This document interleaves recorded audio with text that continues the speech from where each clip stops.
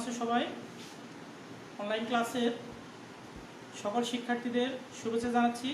আমি Mohammad Suman, BSc honours, MSc রসায়ন, BA.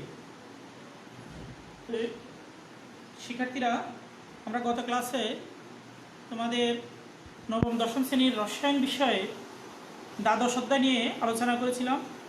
গত ক্লাসে আমরা দুইটা বিষয় নিয়ে, আমাদের জীবনের রসায়নের দুইটা অংশ নিয়ে আলোচনা করেছিলাম।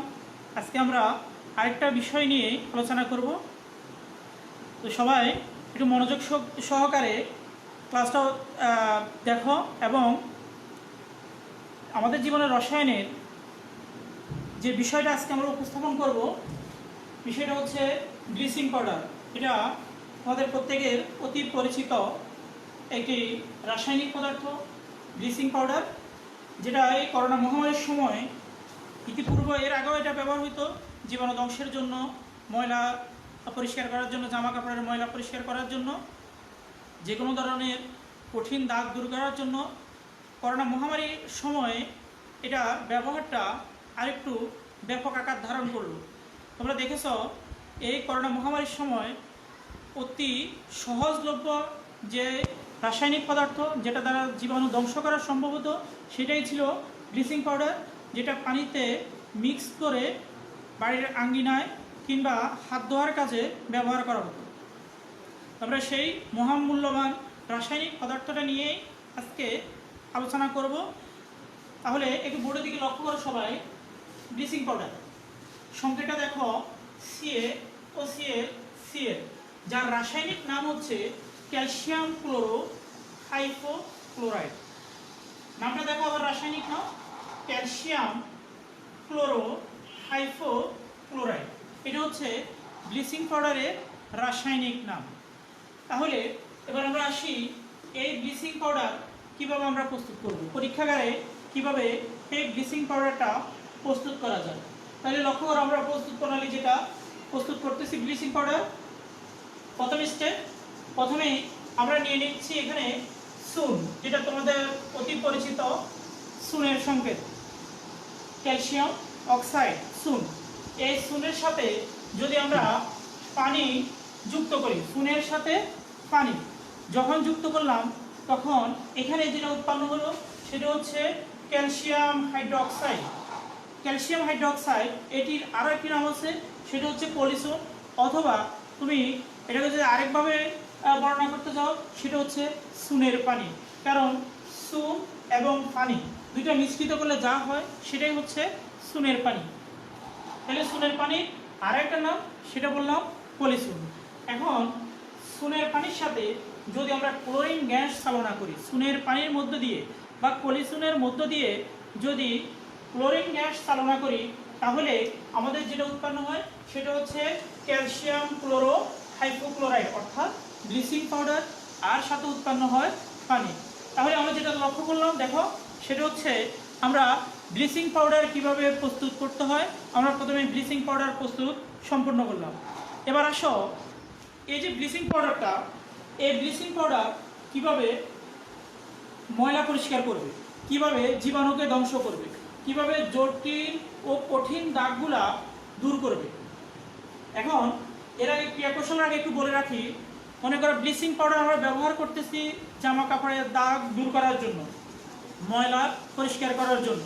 কিন্তু যদি মাত্রা অতিরিক্ত ব্লিচিং পাউডার ব্যবহার করে থাকো, তাহলে যে ঘটনাটা ঘটবে, তুমি রঙিন একটা শার্টে ব্লিচিং পাউডার দিলা মাত্রা অতিরিক্ত, কিছুক্ষণ পরে দেখবা তোমার ওই শার্টটা সম্পূর্ণ সাদা হয়ে গেছে।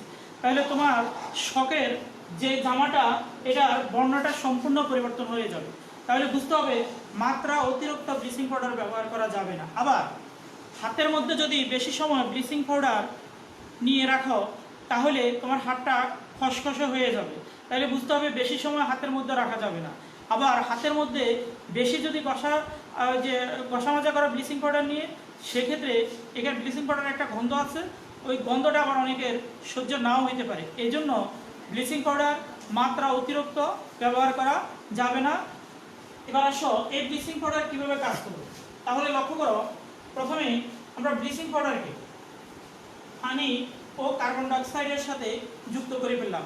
তাহলে কি হলো, দেখো, ব্লিচিং পাউডার পানি ও কার্বন ডাইঅক্সাইডের সাথে যখন যুক্ত করলাম সেই ক্ষেত্রে আমাদের উৎপন্ন হচ্ছে ক্যালসিয়াম কার্বনেট, উৎপন্ন হচ্ছে ক্যালসিয়াম ক্লোরাইড, আর উৎপন্ন হচ্ছে হাইপোক্লোরাস অ্যাসিড। তাহলে ব্লিচিং পাউডার পানি ও কার্বন ডাইঅক্সাইডের সাথে যুক্ত হওয়ার পর আমাদের ক্যালসিয়াম কার্বনেট, ক্যালসিয়াম ক্লোরাইড এবং হাইপোক্লোরাস অ্যাসিড উৎপন্ন করলো। এখন দ্বিতীয় স্টেপে দেখো হাইপোক্লোরাস অ্যাসিড।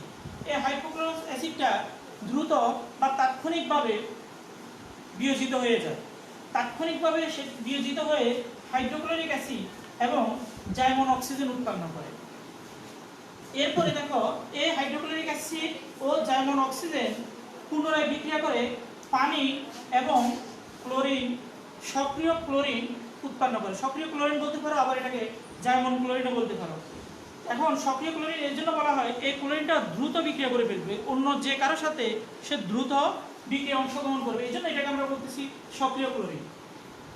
এখন যে জাইমন অক্সিজেনটা উৎপন্ন হলো, লক্ষ্য করো এর জাইমন অক্সিজেনটা যখন ময়লা কাপড় কিংবা দাগযুক্ত কাপড়ের সাথে দিবা তখনই সে ময়লা কিংবা দাগটাকে পরিষ্কার করে ফেলবে। দ্রুত সে বিক্রিয়া করবে ওই ময়লা কিংবা দাগের সাথে, বিক্রিয়া করে ওই দাগ কিংবা ময়লাটাকে অপসারণ করবে। আরেকটা দেখো জাইমন ক্লোরিন অথবা সক্রিয় ক্লোরিন।